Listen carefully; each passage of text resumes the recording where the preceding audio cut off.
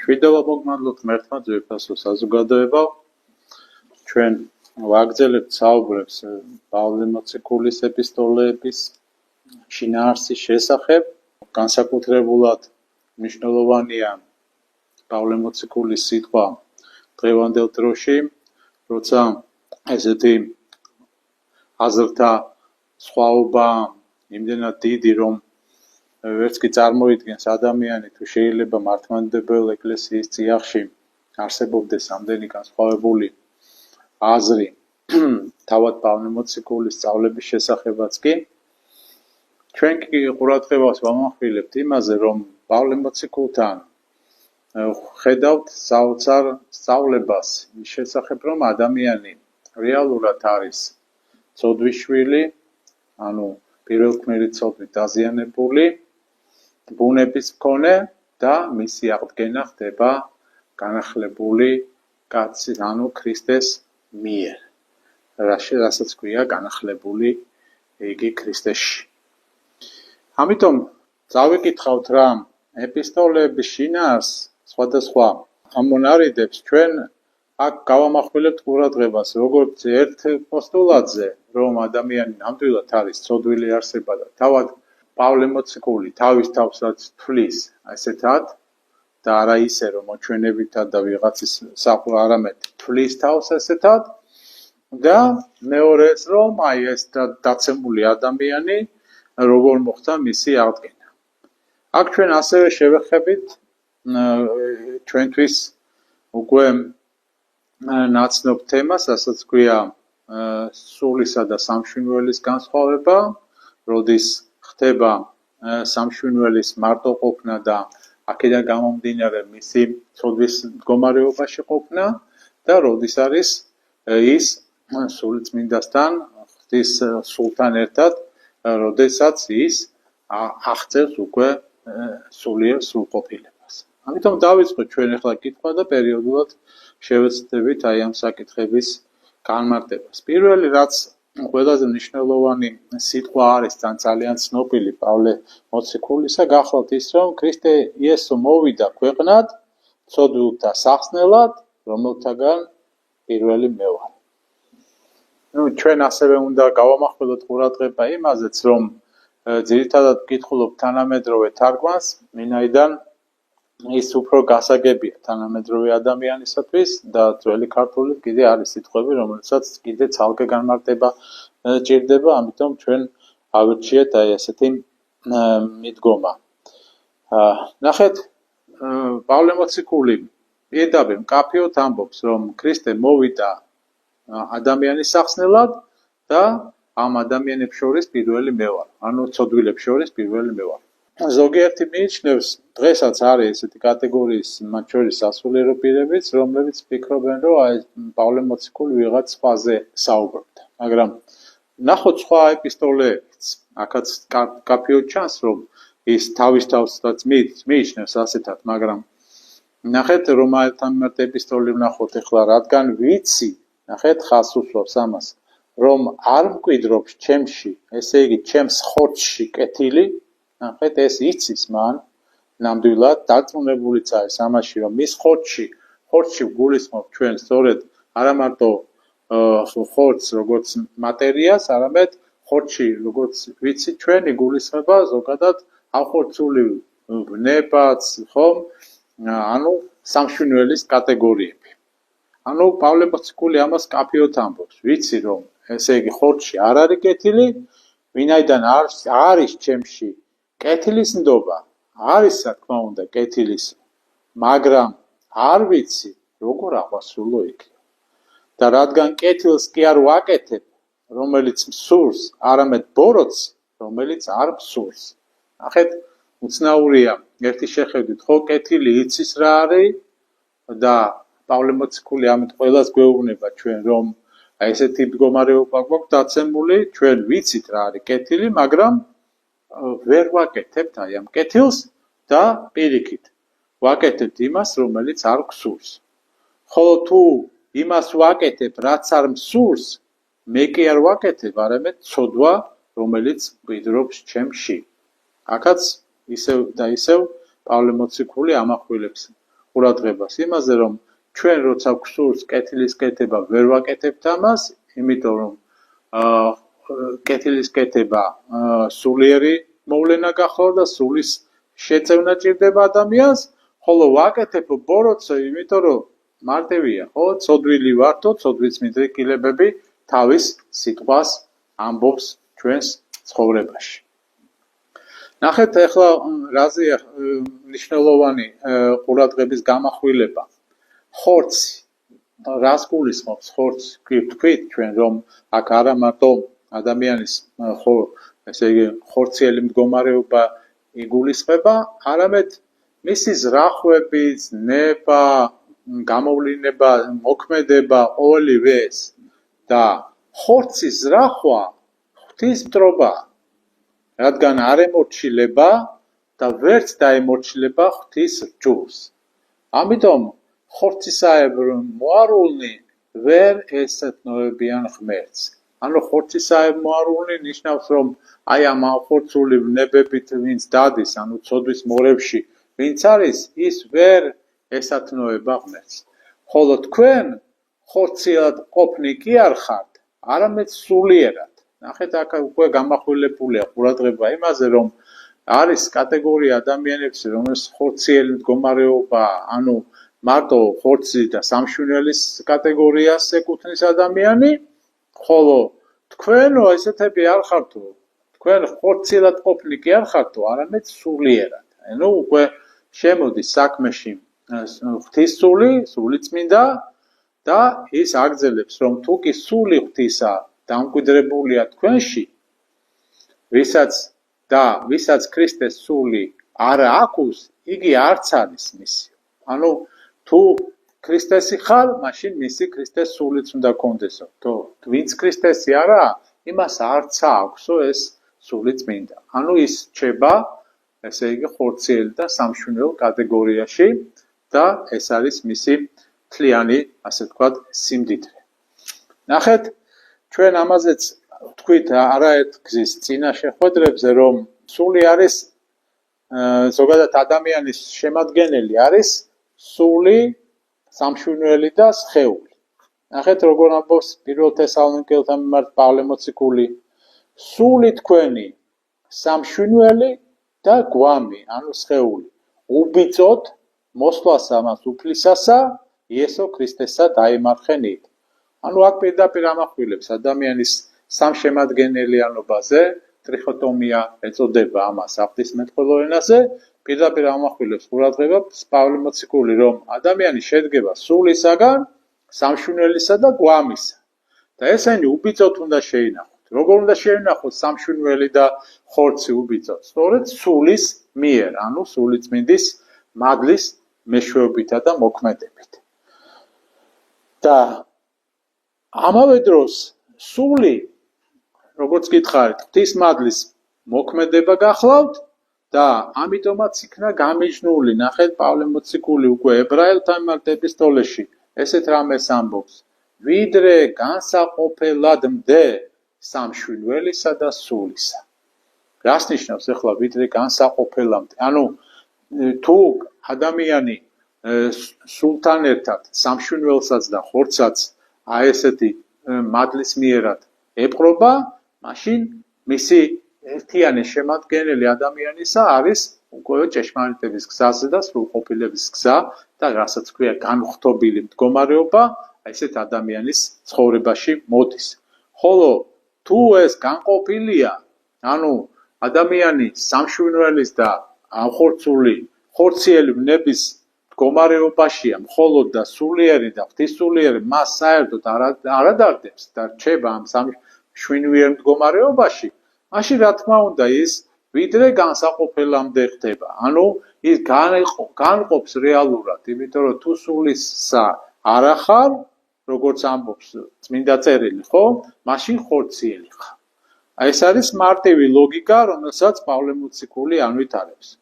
ხოლო მშვენიერი კაცი არა შეიწნარებს და არ შეიწნარებს სულსა ღვთისას.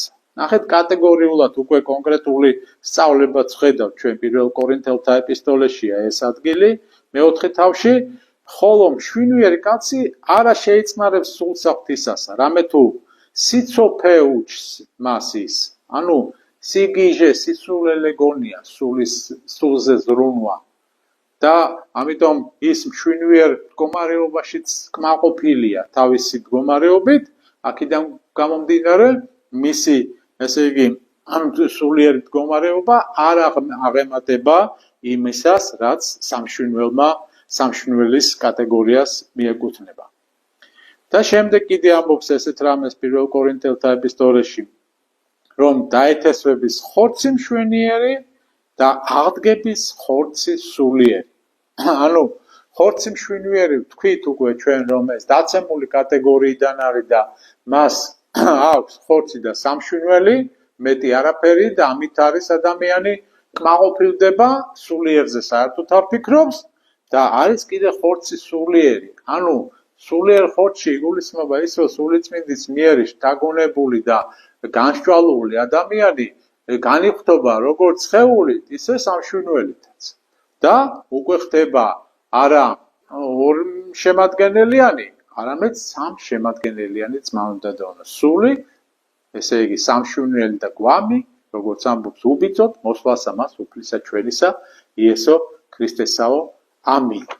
ეხლა ჩვენ გადავიდეთ კიდევ ერთ საკითხის განხილვაზე.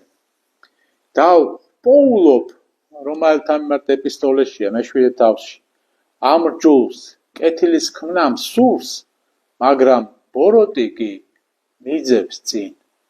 ნახეთ, კეთილის გაკეთება მინდა, ეს არის არსებითად პავლე მოციქულის, ასე ვთქვათ, ღვთისმეტყველება, ხო? რომ კეთილის გაკეთება გვინდა, მაგრამ მუდმივად გვახსენებს იმას, რომ პირველქმნილი ცოდვის შედეგად ჩვენ გვაქვს ეს ცოდვები. მაგრამ ბოროტი კიდე აქეთ მეკაჩება. რადგან შინაგანი კაცისაებ მხოლოდ ღვთის ჯულით ვთქმები. შინაგანი კაცი არის ის, რომელიც ღვთის ჯულით თქმება. მაგრამ ჩემს სხეულში, ხორცში სხვა ჯულს ხედავ. ნახეთ, არის ესე იგი საფრთხო ჯული, რომელიც აღსრულების დროსაც ვთქმებიო, ძალებს პავლე მოციქული და ეს არის შინაგანი კაცი, ანუ სულიერი მდგომარეობა ადამიანისა, სწორედ ღვთის ჯულის მიხედვით და კვალდაკვალ სიარულით განხორციელდება, მაგრამ არის კიდე მეორე ჯულის მდგომარეობა, რომელიც ეურჩება ჩვენს გონებას, ჩვენს ცოდვილ მდგომარეობას და აი ამ ცოდვილი ჯულის ტყვედ გვაქცევს ჩვენ. ვინმე დამიხსნას მე სიკვდილისა ამის სხეულისაგან, ვინ განმაშორებსო მე აი ამ ცოდვილ მდგომარეობისაგან, ბრძანებს პავლე მოციქული და იქვე ვიცით პასუხი ამისი, რომ მე ერთი და იგივე კაცი გონებით ღვთის ჯულის მონებ, ხორცით კი ცოდვის ჯულისა. ესე იგი ისევ და ისევ აი ამ ორ კატეგორიაზე აქვს პავლე მოციქულს საუბარი, რომ ღვთის ჯულს მონებ ჩვენ, მაგრამ ხორცი კიდე თავისას მაინც ითხოვს, ანუ ცოდვის ჯულის აღსრულებას. ხოლოაც არავით არის სასჯელი მათ მიმართ, რომელიც არიან ქრისტე იესოში. ნახეთ, თუ ძველის ჯული შედეგად ადამიანი ვერ ახერხებს გამოხსნას, იმიტომ რომ ქრისტე ჯერ არ არის მოსული და საჭიროა ახალი ღვთის ჯული, აქ უკვე ახალ ჯულზეა საუბარი, ხოლოაც არავით არის სასჯელი მათ მიმართ, რომელიც არიან ქრისტე იესოში. ანუ ვინც უკვე ქრისტე იესოშია, ისინი უკვე ახალ ჯულში არიან, ღვთის ჯულში არიან, რომელიც არის უკვე სრულყოფილების მომცემი, გამომხსნელი და მაცხოვნებელი. ეს არის ის ძირითადი ასევე სათქმელი პავლე მოციქულისა, ის არ გვტოვებს აი ამ უიმედობაში, როცა საუბრობს, რომ ხორციელი მდგომარეობა არის ცხადია დამყუპველი და მტრობა ღვთისა ამბობს და ასე შემდეგ, მაგრამ იქვე ყოველთვის ამის პარალელურად, ასე ვთქვათ, გვახსენებს, გვანუგეშებს ჩვენ იმ სიტყვებით, რომ ვინც ქრისტეშია, ის უკვე აღარ არის იმ ჯულის ქვეშ და ის უკვე დგას მაცხოვნებელ გზაზეო. რადგან სიცოცხლის სულის ჯულმა ქრისტე იესოში ცოდვისა და სიკვდილის ჯულისაგან განგვა თავისუფლად ჩვენ. ნახეთ, სიცოცხლის ჯული უწოდა ქრისტე იესოში და აი ამ ცოდვისა და სიკვდილისაგან, რომელიც ჩვენ მემკვიდრეობით გვერგო ადამის ცოდვის შედეგად, ამისაგან განგვა თავისუფლად ჩვენ. აქ არის მნიშვნელოვანი რამ, ძმაუნდა დანო, რომ ჩვენ ცოდვებისაგან თავისუფლდებით სწორედ ქრისტე იესოს მიერ, სული წმინდის მადლით. ყოველივე რასაც ჩვენ ვაკეთებთ, ყოველთვის უნდა გვახსოვდეს, თუ რაიმე კეთილს ვაკეთებთ, ესე იგი იმ კეთილის სულის ჩამდგმელი არის სული წმინდა.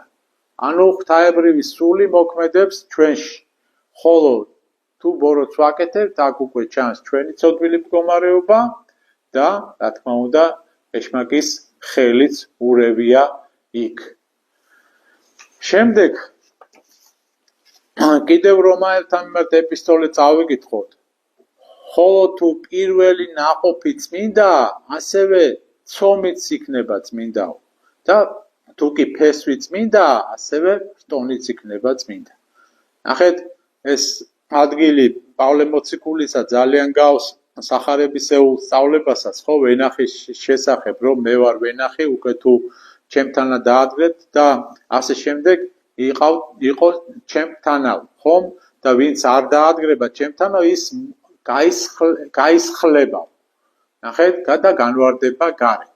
რას ნიშნავს ეს სიტყვები, რომ ვენახი ის ფესვია, რომელზეც კეთილი ნაყოფი ამოდის, ხოლო თუ აი ამ ვენახის კეთილი ნაყოფის საგან არ ახარ, მაშინ ესე იგი შერეული რაღაცა ველური ზეთისხილის ნაყოფი ხარო, ბრძანებს პავლე მოციქული და აუცილებლად მისი წვენის თანაზიარიც გახდებიო. მისი წვენი რას ნიშნავს აქ პავლე მოციქულის სიტყვები? ანუ მისი ცოდვის თანაზიარი ხარ. ანუ ხენეში ფესვი თუ არის, ხენეში ნაყოფიც არის, ხო? კეთილი ფესვია, კეთილი ნაყოფია. და თუ ჩვენ ხენეშნა ფესვზე ვართ აღმოცენებულიო, ის თავის ცოდვის მიერ კვალს თანაზიარებას ამ წვენისაო გახდის ადამიანსო. შემდეგ გალატელთან მიმართ ეპისტოლესაც გეტყვით, რომ მე ვამბობ, სულისაებ იარებოდეთ და ნუ აღასრულებთ ხორციელ სურვილს.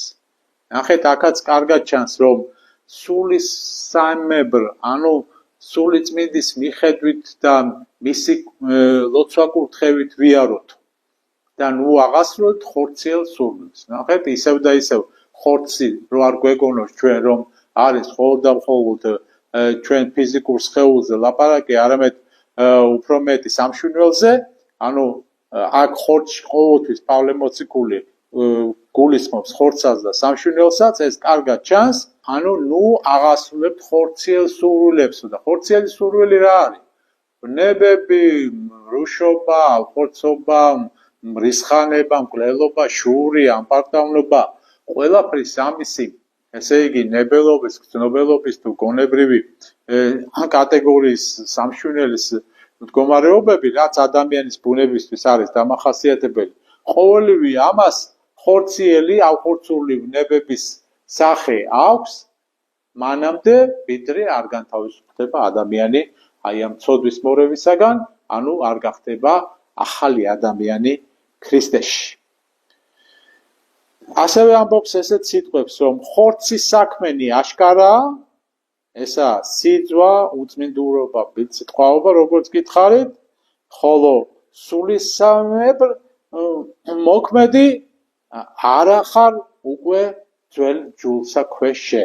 ნახეთ, კიდევ ერთხელ ამახვილებს პავლე მოციქული ამაზე ყურადღებას, რომ არის ძველი რჯული და ახალი რჯული და აღარ ხარო ძველი რჯულის ქვეშე, მაშინ როცა აღასრულებ სულის მიერს, სულისამებრ, ესე ამბობს წმინდა წერილი.